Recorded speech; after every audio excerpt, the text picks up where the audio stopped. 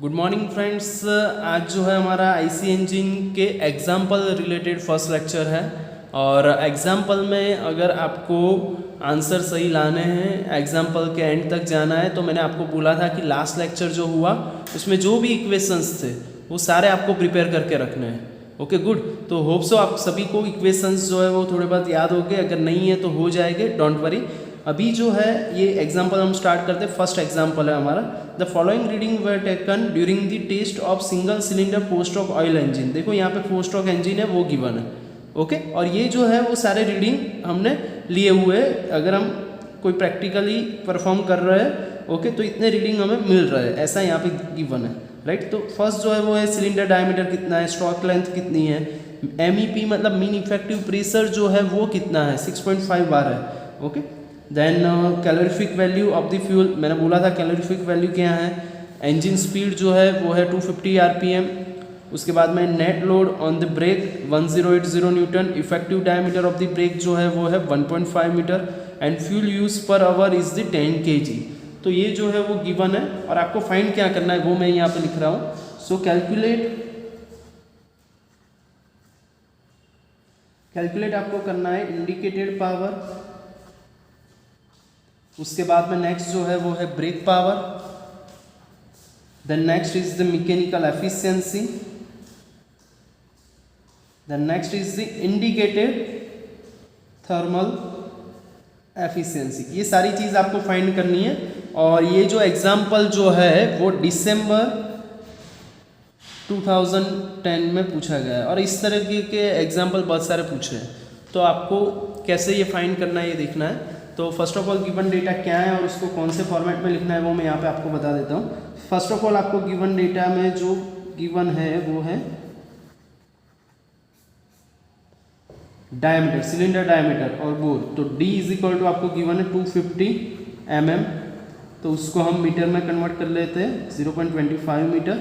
उसके बाद गिवन है लेंथ ऑफ स्ट्रोक 400 mm, तो उसको हम कन्वर्ट कर लेते हैं 0.4 मीटर। मतलब सिलेंडर के कोई भी वैल्यू आपको गिवन होगी उसको हम किस में कन्वर्ट कर देंगे, मीटर में कन्वर्ट कर लेंगे। ओके, इतना याद रखना। Then next one is the mean effective pressure आपको गिवन है तो उसको हम PM कहते हैं। मीन इफेक्टिव प्रेशर क्या होता है, PM राइट।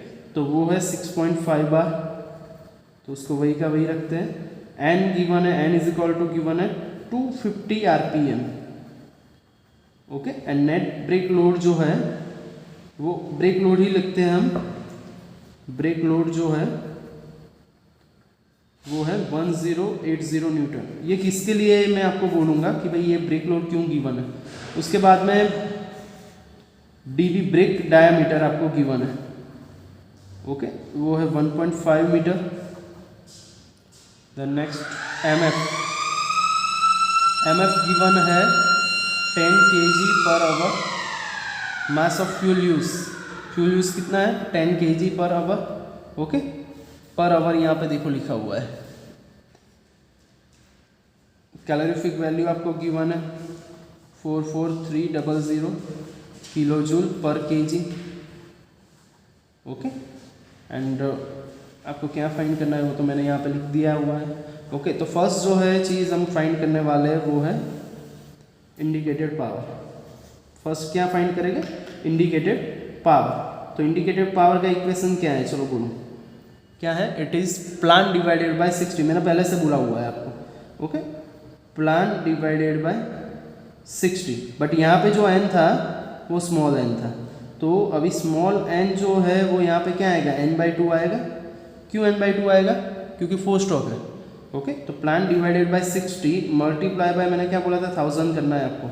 तो ये जो इक्वेशन है अभी क्या बनेगा, PM लिखना है यहाँ पे। तो मीन इफेक्टिव प्रेशर आपको याद रहे, plan divided by 60,000 multiply by ये n की जगह मैं क्या रख रहा हूँ, n/2 लिख रहा हूँ।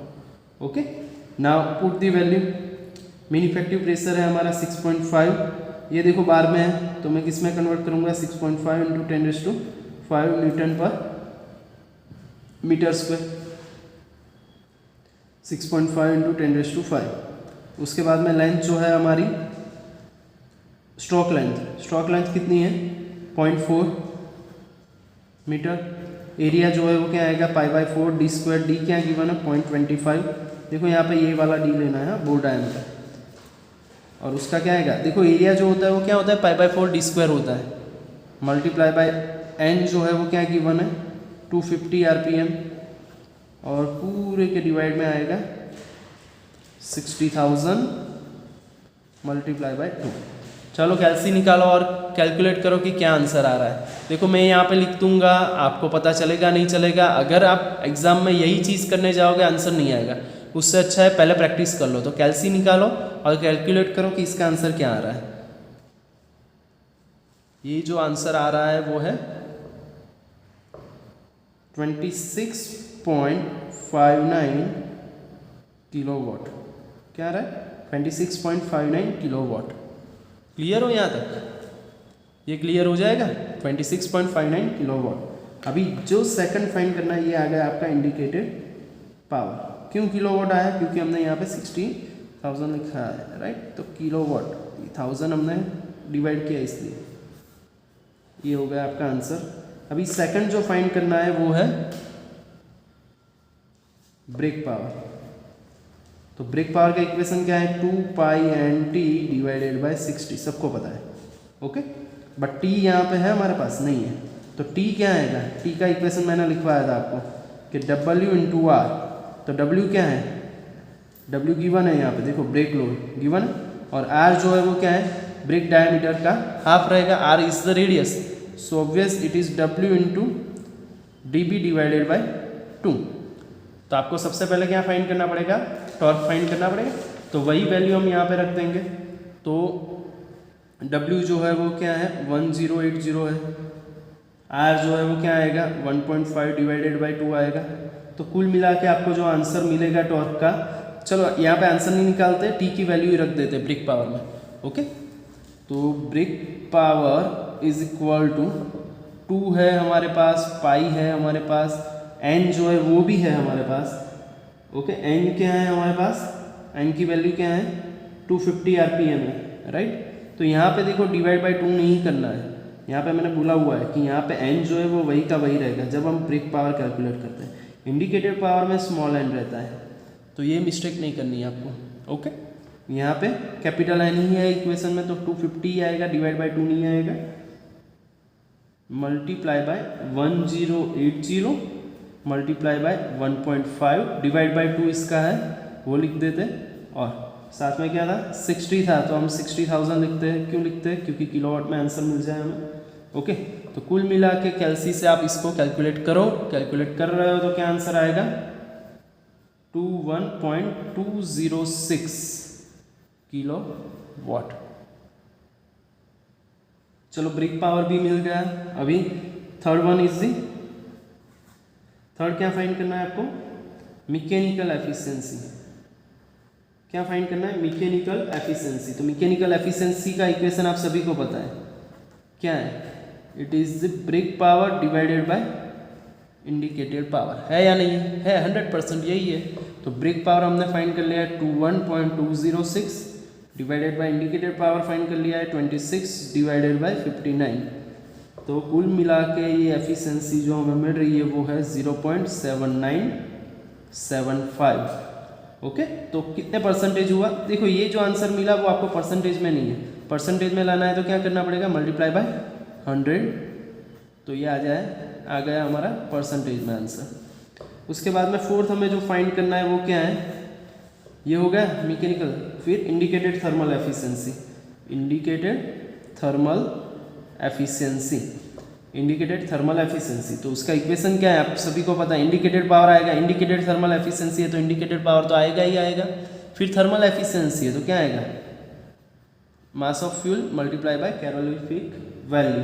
मास ऑफ फ्यूल जो है वो देखो हमें यहाँ पे किस में पर आवर गिवन है, तो उसको हम क्या करेंगे 10 डिवाइडेड बाय 3600 करेंगे तो क्या आ जाएगा kg पर सेकंड आ जाएगा, ये जो है वो। तो हम वही करेंगे, यहाँ पे इंडिकेटेड पावर की वैल्यू क्या है वो रख देते हैं पहले। इंडिकेटेड पावर है हमारे पास है 26.59 है। अभी मास ऑफ फ्यूल जो है वो क्या आएगा, मैंने बताया यहाँ पे क्या आएगा 10 डिवाइडेड बाय 3600, तो डिवाइड में जो है वो तो ऊपर गया। उसके बाद में CV कैलोरीफिक वैल्यू जो है वो क्या आएगी 44300। तो मास ऑफ फ्यूल यूज जो है वो 10 डिवाइडेड बाय 3600, कैलोरीफिक वैल्यू जो है वो गिवन है। तो फाइनल आंसर जो हमारा बनेगा वो बनेगा 0.2161। तो मल्टीप्लाई बाय 100 करेंगे तो 21.61%। तो ये आपको मिल गई इंडिकेटेड थर्मल एफिशिएंसी। देखो 7 मार्क्स का क्वेश्चन है, कुछ करना नहीं है भाई, सिर्फ इक्वेशन याद रखो, वैल्यू पुट करो, आंसर मिल गया। बट यही चीज़ याद रखनी है आपको, इसमें सभी चीज़ जो है वो किस में रखोगे आप, मीटर में रखोगे, बराबर है। पहले से एक बार देख लेते हैं क्या है एग्जैक्टली। यहाँ पे देखो the following reading were taken during the test of single cylinder. ये इंपॉर्टेंट चीज़ है, 4 स्ट्रोक इंजन, पेट्रोल है डीजल है डजेंट मैटर, बट 4 स्ट्रोक है या 2 स्ट्रोक है वो मैटर करता है। क्यों करता है, क्योंकि यहाँ पे इंडिकेटेड पावर जो है उसमें एन की वैल्यू जो है वो चेंज हो जाती है। बाकी सारी चीज़ जो है वो गिवन है, वो वैसे की वैसे लिख दी। ये एम जो है उसको हम क्या करेंगे, मीटर में कन्वर्ट करेंगे ऑलवेज। जब आईसी इंजन के एग्जाम्पल कैलकुलेट कर रहे हैं तो एम में जो है वो मीटर में कन्वर्ट करेंगे। बार जो है वो भी न्यूटन पर मीटर में कन्वर्ट हो जाएगा, न्यूटन पर मीटर स्क्वायर में, ओके। उसके बाद में कैलोरीफिक वैल्यू, इंजन स्पीड मतलब कैपिटल एन गिवन है। उसके बाद में नेट लोड गिवन है, इफेक्टिव डायमीटर ऑफ ब्रेक। ये देखो ये दोनों चीज़ कहाँ पे यूज़ हुई, टी फाइंड करने में, ओके। तो ये याद रखना है आपको कि कहाँ पे यूज़ करोगे, फिर ये डाया और ये डाया मिक्स ना हो जाए। ये जो है वो सिलेंडर डायमीटर है, वो इंडिकेटेड पावर में एरिया फाइंड करने में हम यूज़ करेंगे π/4d² में, ओके। क्लियर हो यहाँ तक 100%? Okay good.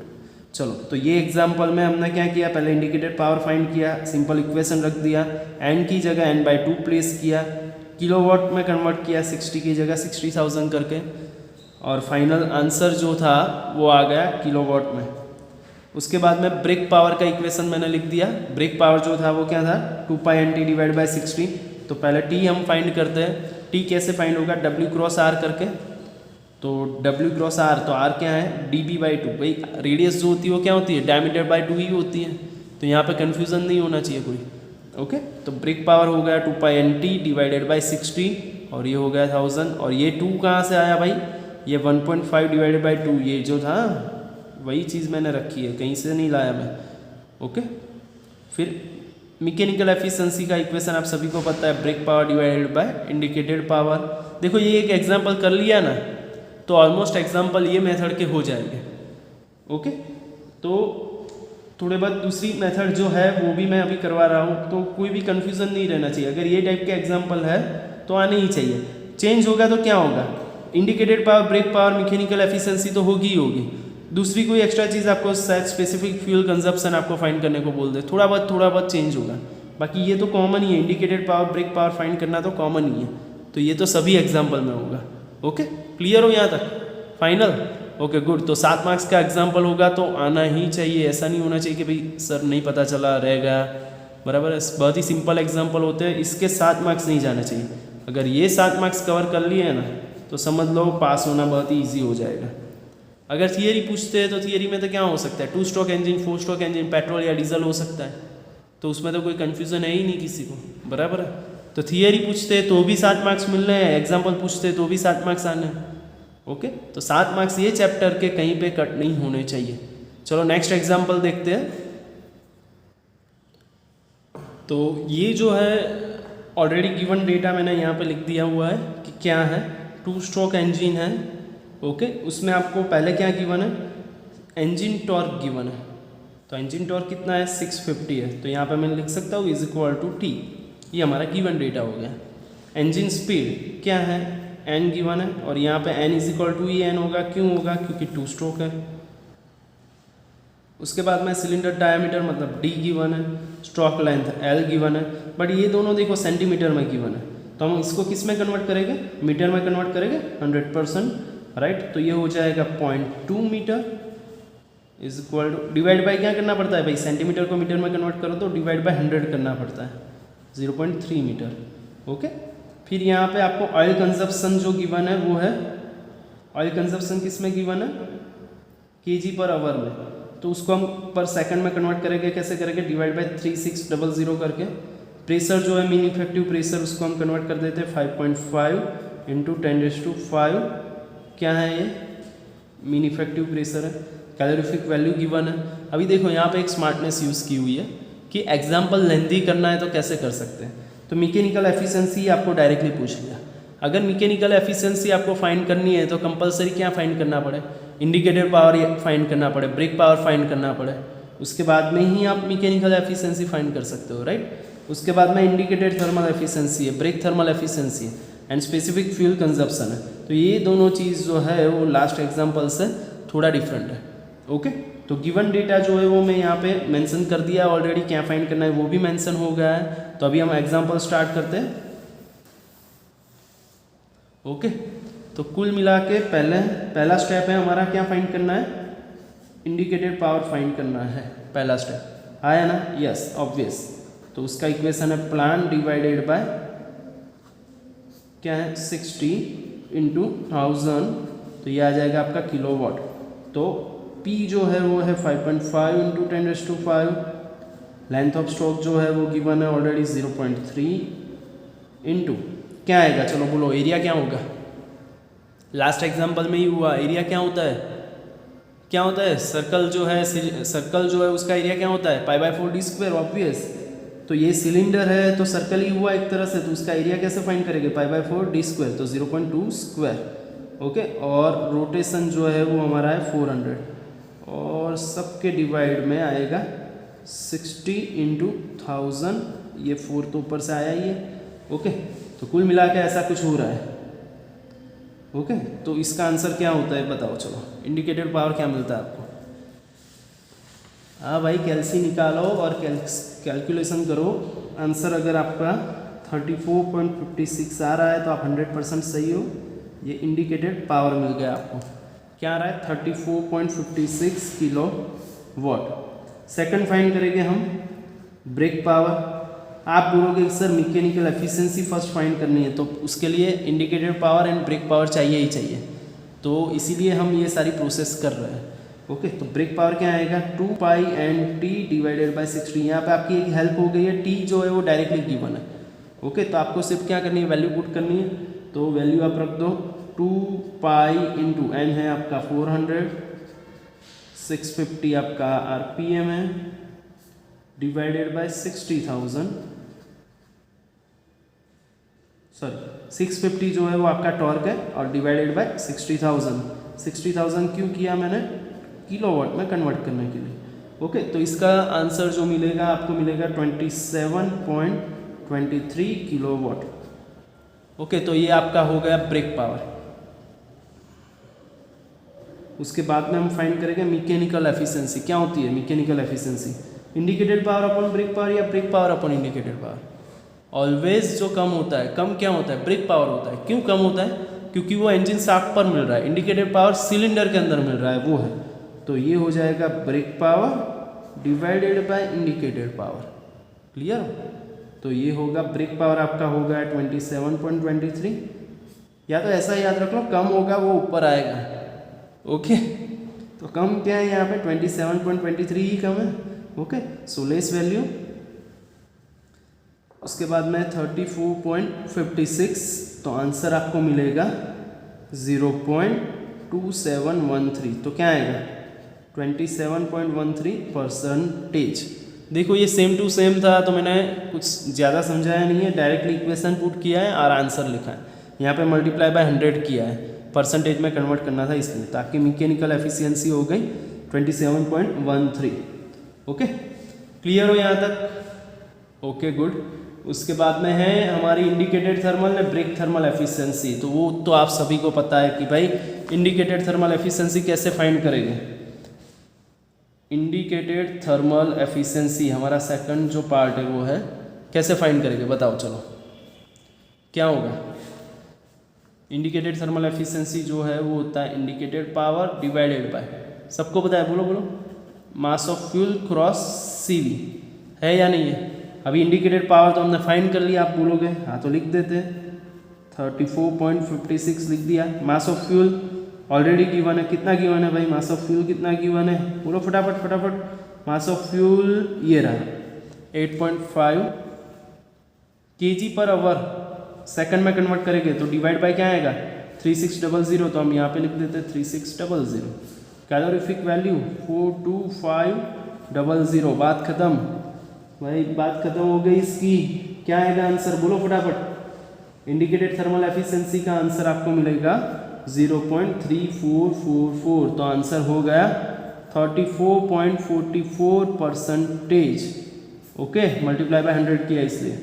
उसके बाद में थर्ड जो हमें फाइंड करना है वो है ब्रेक थर्मल एफिशिएंसी। तो उसमें क्या है, सेम टू सेम है। ब्रेक पावर सिर्फ हो गया ऊपर मास ऑफ फ्यूल क्रॉस CV। देखो स्पीड पकड़ी है भाई एग्जांपल में। ब्रेक पावर आपको पता है क्या है, ब्रेक पावर क्या है, यस 27.13, ये है हमारा brake power. Okay, brake power हो गया हमारा 27.13 और मास ऑफ फ्यूल जो है वो हो गया 8.5। यहाँ पे शायद 23 आया तो इतना कोई फर्क नहीं पड़ेगा, टेंशन मत लेना। 3600 मल्टीप्लाई बाय 42500, तो आंसर हो जाएगा आपका 0.2713। देखो कैल्सी निकालो और कैलकुलेट करो, आ रहा है 27.13%, तो आप 100% सही हो। अगर नहीं आ रहा है तो कैल्सी यूज़ करना सीखो भाई, नहीं चलेगा, इंजीनियरिंग कर रहे हो आप। ओके, तो ये हो गया आपका ब्रेक थर्मल एफिशिएंसी। अभी लास्ट क्या फाइंड करना है जो डिफरेंट है, specific fuel consumption. Specific fuel consumption find करना है।